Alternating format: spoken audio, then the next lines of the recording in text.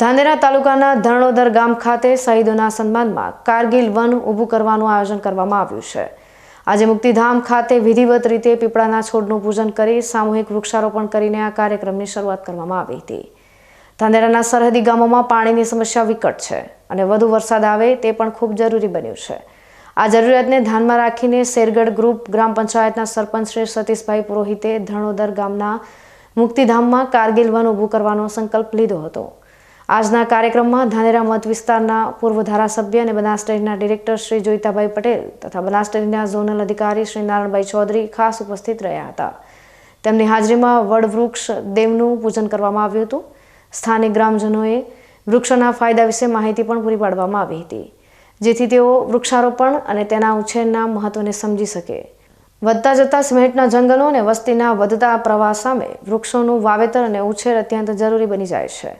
બનાસકાંઠા જિલ્લામાં વૃક્ષારોપણની સાથે જળ સંચય માટે બનાસ ડેરી પરિવાર નોંધપાત્ર જાગૃતિ સાથે કામ કરી રહ્યું છે। શેરગઢ ગ્રામ પંચાયત અને સ્થાનિક દૂધ મંડળીના સહકારથી આજે મહિલાઓની હાજરીમાં વિવિધ જાતિના છોડની વાવણી કરવામાં આવી છે। તેમણે ઉમેર્યું હતું કે ગત 26 જુલાઈના રોજ કારગિલ વિજય દિવસ પર લીધેલ સંકલ્પ આજે પૂર્ણ થયો છે અને શહીદોના સન્માન માટે ધરણોદર ગામ ખાતે કારગિલ વન ઊભું કરવાની શરૂઆત આજથી થઈ ગઈ છે।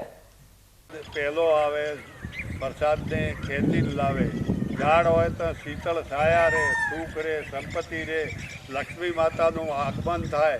એટલે તમે લોકો બધા અને ખાસ કરીને બહેનોની વિનંતી છે કે તમે તમારા હાથે અહીંયા જે મુહૂર્ત કર્યું હોય તો તમે પણ ઘેર પધારો। એના પછી મનમાં નક્કી કરજો કે તમારે નાના મોટું ખેતર હોય કે ઘરને ઓગણે થોડા ઘણો વાડો હોય તો એની અંદર એકાદ બે ઝાડ વાવી અને એને દીકરાના જેમ ઉછેરશો ને એ ઝાડ મોટું થશે તો ઝાડ તમારું રક્ષણ કરશે અને તમે ઝાડનું રક્ષણ કરજો અને એના થકી આખા દેશનું પર્યાવરણ સુધરે અને આપણા બાળકો પણ સુખી થાય।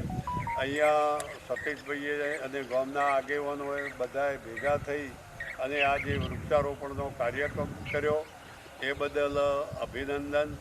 સરકાર અને બનાસ ડેરી આખા જિલ્લાની અંદર વૃક્ષારોપણની કાર્યવાહી કરી અને વહેલામાં વહેલી તકે આપણે અહીંયા વરસાદ ઓછો આવે અને બદલે સારો વરસાદ થાય એના માટેનો આ કાર્યક્રમ છે। બીજી આપને એક સલાહ આપવાની છે કે આપણે પાણી નથી એમ વાત કરો, પણ હવે પાણી તો નથી તો એનો ઉપાય શું?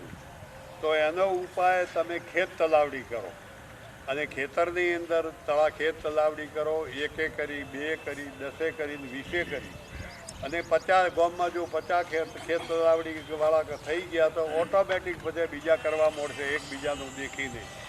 ગત 26 જુલાઈના શહીદ દિવસના નિમિત્તે અમે કાર્યક્રમનું નક્કી કર્યું હતું કે ભાઈ આપણે એક કારગિલ વન ઊભું થાય એનો એક સંકલ્પ કર્યો હતો અને આજે એ વાતને અમે વૃક્ષારોપણ કરીને પૂરો કર્યો છે। અમારા આજે શહીદોના સન્માન માટે કરી અને અમે એક વૃક્ષારોપણ તો કર્યું છે પણ એનો ઉછેર થાય એ મહત્ત્વની વસ્તુ છે। એ વૃક્ષારોપણના કાર્યક્રમમાં આજે અમારે બનાસ ડેરીના ડિરેક્ટર જે કે પટેલ સાહેબ, બનાસ ડેરીના ઝોનલ અધિકારી નારાયણભાઈ, અમારા ગામના આગેવાનો મોટી સંખ્યામાં ઉપસ્થિત રહ્યા અને ખાસ કરીને બહેનો ઉપસ્થિત રહી એ મહત્ત્વની વાત છે।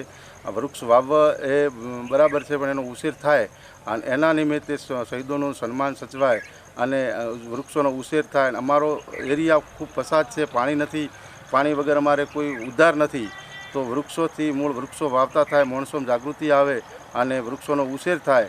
અને શહીદોનું પણ અને કારગિલ વન અમે નામ આલવાનું કારણ એવું છે કે 26 જુલાઈએ જે શહીદ દિવસ હતો, કારગિલ વિજય દિવસ હતો, એના નિમિત્તે એના ભાગરૂપે માણસોમાં જાગૃતતા આવે અને એક એનું નામ પણ અમર રહે એના માટે કરીને આ કાર્યક્રમ અમે આજે ઉજવ્યો છે અને ખાસ કરીને બહેનો હાજર રહી એ ખૂબ ગર્વની વાત છે। જય હિન્દ, જય ભારત।